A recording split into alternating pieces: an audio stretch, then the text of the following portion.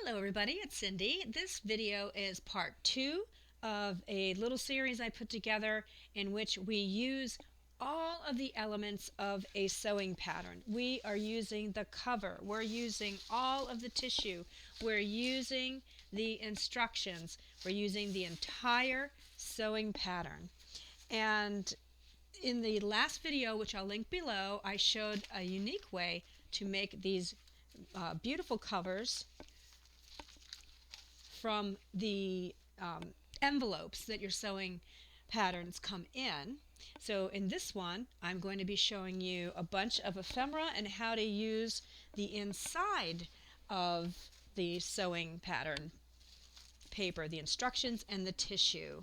We're going to make I'm going to show you what you can do when you have a sewing pattern that is landscape instead of portrait. We're going to make some envelopes. We're going to make some tuck spots, belly bands, tags, paper dolls, more envelopes, cute little envelope with pockets inside, and maybe more. So if you haven't made your cover yet, go check out that video and then come back to this one. And let's get started. I thought I would experiment with actually making an 8.5 by 11 spread that can be used as an actual page in the journal. My first experiment was a total flop. I basically made sandpaper, literally made sandpaper. What I did was when I finished this, I used a tea bag here to see what kind of a look that would give it, and I just took the tea out and sprinkled it on the glue, thinking because the glue was so wet that it would create a stained effect, but no, all it did was glue the tea down, and I really did create sandpaper. I don't think I'm going to be using this, so I'm going to try this again. And I cut this down I found a nice large piece and cut it down just to kind of 8.5 by 11. For the glue in this project, you will need a watered down wet glue and a glue stick for some, but for the tag and for this particular part of the project, making the paper, water down your glue just a little bit so that it's kind of runny. And have it down on a surface like a silicone baking mat or something that it's not going to stick to. I did this one on butcher paper, thinking that because of the waxy back I could peel it off, but no, it's stuck to the butcher paper.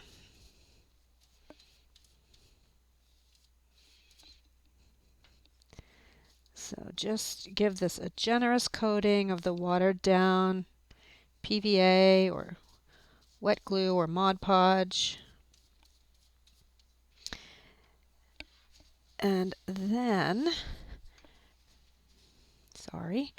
I have my little tray of stuff that I gathered in the fall up at our camp, and I'm just going to throw some little things on here, maybe even do an entire leaf.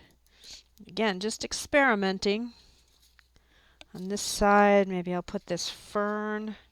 This works with tissue paper, with plain tissue paper, so I'm hoping it will work with this too. I don't see why it wouldn't. These darling little leaves.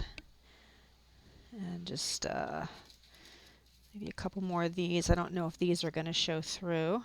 Trying not to put anything in the center because that's where I'm going to want to fold it. So then I'm going to take another equally large sheet. Not quite as big as the one on the bottom, but that's okay. And I'm going to, that has a hole in it. That's okay. I'm going to set it down, kind of smooth it down. Pull the wrinkles out a little bit, because this one I don't want as wrinkly as the tag that we did, but I don't mind some wrinkles.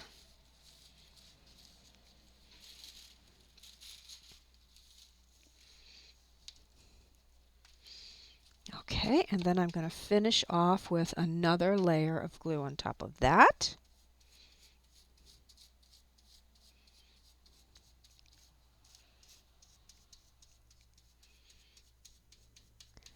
Because the glue, especially once watered down, does soak through the paper. So you don't really have to worry. I'm going to put a little extra here where the leaf is, where the leaves are, I should say.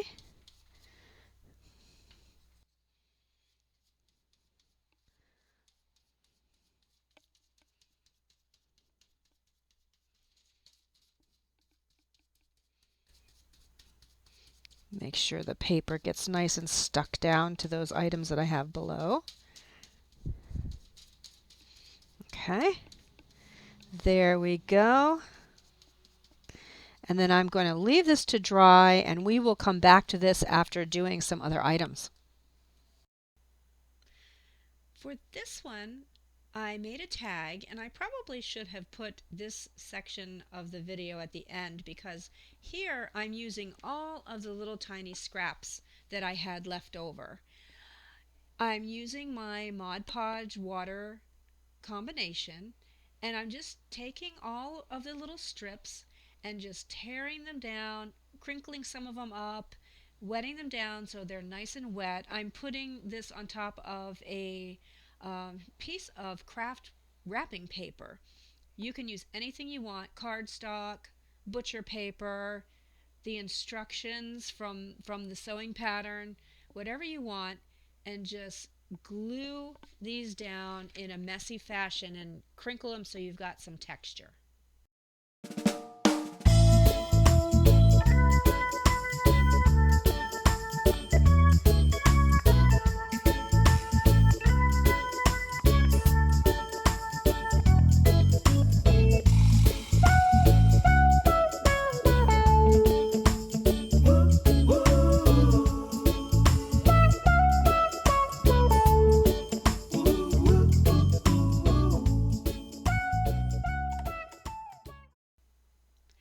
And here it is, all dry. It's got a really nice crinkly feel to it. And then I'm just going to take some Tim Holtz Vintage Photo and rub it across the top just to make it look, I was trying to make this sort of look like leather. And I think it doesn't really look like leather, but I love the way it turned out. So I decided to make it into a tag. And I corner chomped the edges there. Next, I took a paper doll. I cut the three ladies off of the cover of one of my sewing patterns and made paper dolls out of them. They're really fun to use. And I decided to glue one of them to this tag. And that looks super cute, but I put these buttons on the cover and I wanted to do something similar because I felt it needed something on the left-hand side. So I chose a couple of buttons and just glued them on to a piece of cardstock that I had sitting around, and decided to use my pinking shears to make a little more of a decorative border on this. And if you have any of those decorative scissors that we probably all have in our craft room, I know I still have mine from the 1980s when I was making a lot of cards. I next decided to put some thread through each of the buttons in a crisscross pattern, and then I glued them to the card and inked the card up and glued it down to the tag. I thought that was a nice spot for it, and the colors match a little bit, match her outfit. So cute. And then I just put a hole in the top and made it into a tag, put some twine through the hole, some baker's twine. And I love the way this tag turned out. I made another one of these, a smaller one, just on a piece of cardstock that I had after making a mini album. And with this one, I did use my glue stick, and I crumpled it up and put it down and stuck it down. I didn't put anything over the top, and it held on pretty well. And then I used black soot, Tim Holtz black soot, on the top, and that made a nice tag too. So if you don't want to get out your wet glue and have it be a little more stiff, you can. It seems like the glue stick, if you have a good quality glue stick like Uhu or something like that, the tissue paper will hold on to it very nicely. So in part 1 of this series, Use Your Entire Sewing Pattern Up, I made 2 journal covers, one signature one and one signature one, and one that it can accommodate a couple of signatures. But these are in portrait orientation. What do you do if you have a bunch of these that are in landscape orientation? Well, I'll show you a little project we can do. First of all, you can just, if you don't want to make something with the cover, you can just cut the people out and use them as paper dolls. That's what this and this came from one that was more in a landscape, orientation. But what I did with it was I made an envelope that can go in a pocket. And I think it turned out really nice. We're going to make one and decorate it. So the first thing we're going to do, I have so much of this stuff on hand, which is why I wanted to do this project with you all. The first thing we want to do is decide if we want to glue this together to make it a little less flimsy, or we can do what I did here and back it with scrapbook paper. I do happen to have a little bit of this scrapbook paper that is sewing themed. It's from, here it is. It's this kit from the Paper Studio, Theodosia Square. I've had this for quite some time. I believe you still can get it. I like this when you want something that's really thin, because it's just text weight paper. It's just the thickness of regular copy paper. But it's really pretty.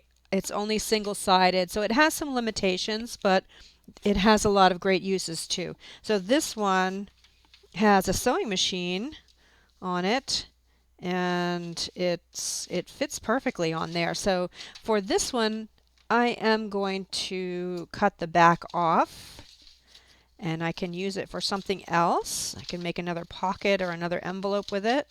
Okay, we'll save this for later. This could even be a page. Put that over there. Now we have this, and I'm going to want it,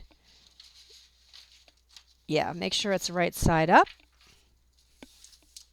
And I am just going to glue this down.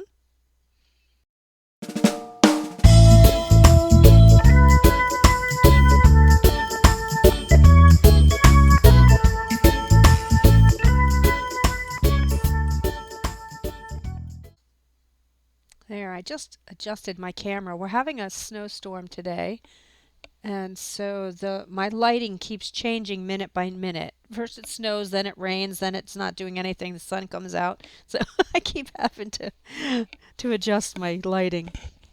But anyway, now that you have this, you can fold this however you want. It really doesn't matter. I think that I will round my edges here.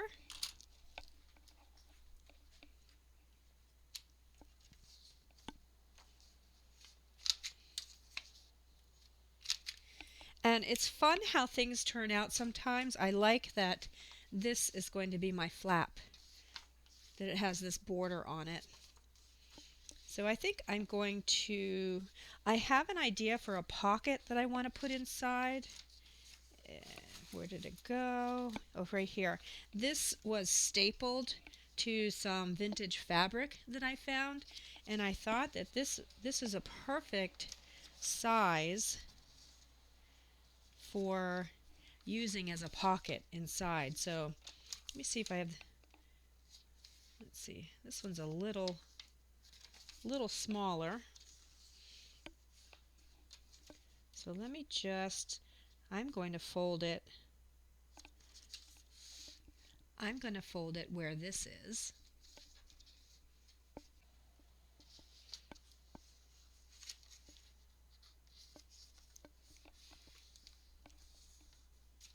So if you're a person who likes measurements, let me give you some. Whoop. Oh, I got glue all over my ruler and everything was stuck to it. This is 8 1/4 by 5 1/4, and I folded this in at just about 3 1/4 inches. But really, there's no hard and fast rule with this. Then I'm just going to fold this down, and I think I'm just going to fold it down so that this yellow part is the flap. I'm not going to fold it all the way up to here. So let me turn this over. Work with your paper. Look at your paper, at your pattern, and see what it's telling you. That's how you come out with really pretty things that are a little unexpected. So you see how pretty that is? I love it. So let me take my pocket and glue it or tape it down inside here. So this, in case you want a pocket of your own, is 6 3/4 by 2 1/4 folded in half, and I'm just going to put tape on 3 sides, just my 1/4 inch tape.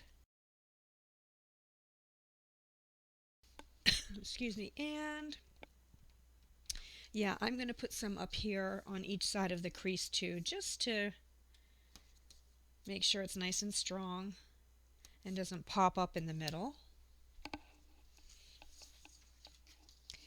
And maybe ink the edges a little bit. I could also go across the top of this with my pinking shears or my decorative scissors. But this tutorial is going to be rather long, so I don't want it to be too long.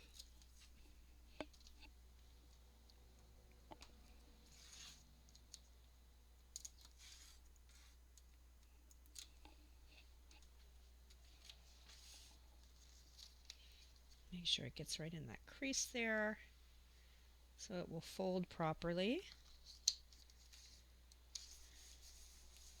So cute. Fold it up a little bit. And then we can do some kind of a closure here. I've been using a lot of buttons in this series because I think that they just go really well with the sewing theme. So I'm going to do a button closure. I have this stretch cord that I bought by accident, and I don't like it. It's really super thin, so I can't use it for a journal, but it might be perfect for this. So let me just grab, and it's a mess. Let me just grab enough that will go around this. I think that'll be good.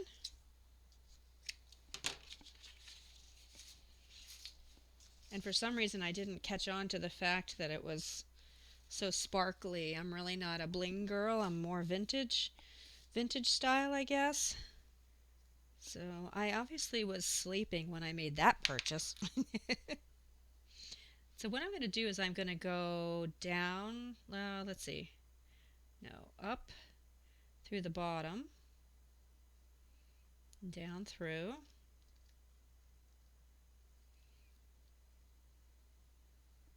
and then I'm going to take the other end, do the same thing, up through the bottom, down through,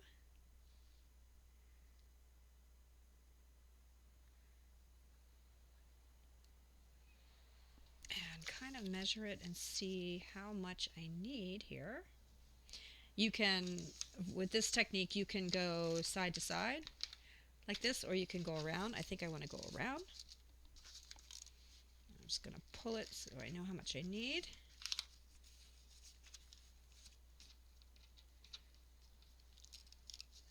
You can do this with string. It doesn't have to be this elastic stuff that I have. Okay, and that is going to secure my envelope. So I'm going to glue it down, let it dry, and then I will cut these off. Is it going to go spring when I let go? Nope, it held. And I'm going to make sure I get lots of glue on the threads. Put it down and test it one more time.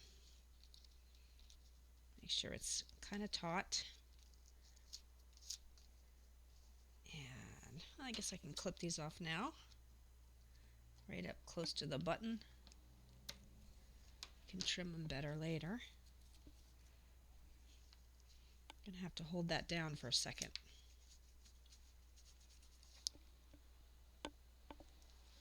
Okay. So there we go. Isn't that the cutest ever? I love it. I love it. Let's go on to the next idea.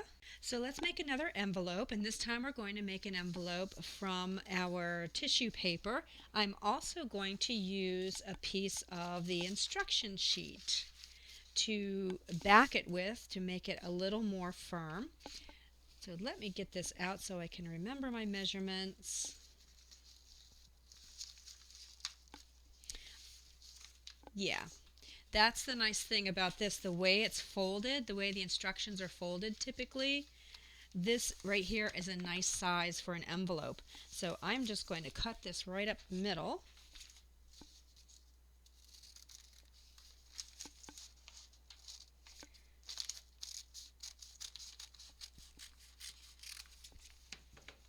I didn't cut that very straight. That's okay. And then I'm going to cut at the other crease. And that's going to be the size of my pocket. Then I'm going to take a piece of tissue paper.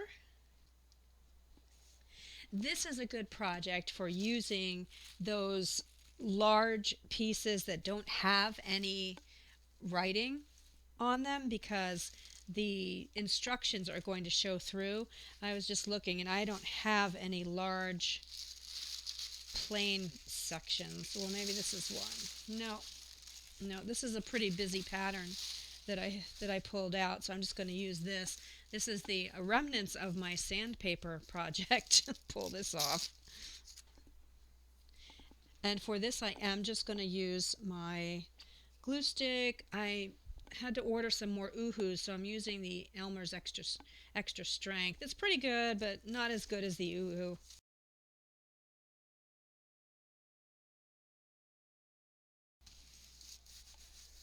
Again, you can have wrinkles or no wrinkles, depending if you stretch it out. And just trim this up. This is really basically the same envelope structure that we just made. We're just cutting a rectangle and then we're folding it. And I think, okay, I had to remind myself what I did. So this ended up being the inside and this ended up being the outside. So you see how you can see the instructions underneath and it gives it a little pop of color, whatever color your instructions are. I think they seem to use this blue color quite a bit. And then we're just going to do, I'm going to take this to the sewing machine and I am just going to sew around the entire thing. And here we are. I used blue thread because I think it looks nice with this blue. Just did a zigzag and got a little wonky down here, but that's okay. Okay, so now I am just going to fold it however I want, just like the other one. Oops, okay, this is my inside. Let me see what I've got. So it's probably, you're going to have some upside down text. Who cares? We don't stress out when it comes to junk journals, right? I'm just going to fold it like that. This is going to be my flap. And then I'm not going to decorate this one because this video is going to be too long. You can see what I did on this one. So on the bottom, I happen to have this washi tape that sort of looks like measuring tape. So I put that on the bottom, and then I did the same button closure that I just showed you, but this is the wrap around the long way view, and I tied it here because I like that. I like things to be off center. So there we have a wonderful little envelope that we can stick in our journals. Next, I want to just show you this one. All this is, you can take 2, 3, 4, however thickness you want of the sewing pattern, and you don't even have to glue it together. Just take it over to your sewing machine and sew around the edges, sew them together, and you can fold it in half, and now you have an actual tissue paper kind of page that you can put in your journal. You can also sew a couple of these together and make a pocket. Here I have a pocket where my tag would go. So all you do is take a couple of sheets, fold it up, and then take it to the sewing machine and sew it all together. So for this, then once I folded it up, I sewed around the 4 edges folded up. Here I sewed around the 4 edges unfolded, so you would just take it like this and then sew around the 4 edges, and that gives you a pocket. One of the obvious things that we all love to do also, we have in some of the patterns, you're going to get these long strips. Like this is interfacing for a hat band, I guess. You might have a bunch of these long strips. You can do a couple of things. You can tape them onto some scrap cardstock that you might have around and decorate them and use them as belly bands. And then you can just do ruffles. I just took one like this and brought it to my sewing machine, and as it was going through the presser foot, I was just folding it up, and you end up with a ruffle. We all know how to do these, right? But I did want to decorate it a little bit, and I put this antique trim up the center, and so now I have a really nice ruffle. So let's go to our journal and start putting our pages in and putting all of the lovely ephemera in that we just made. So please head over to video 3 and join me.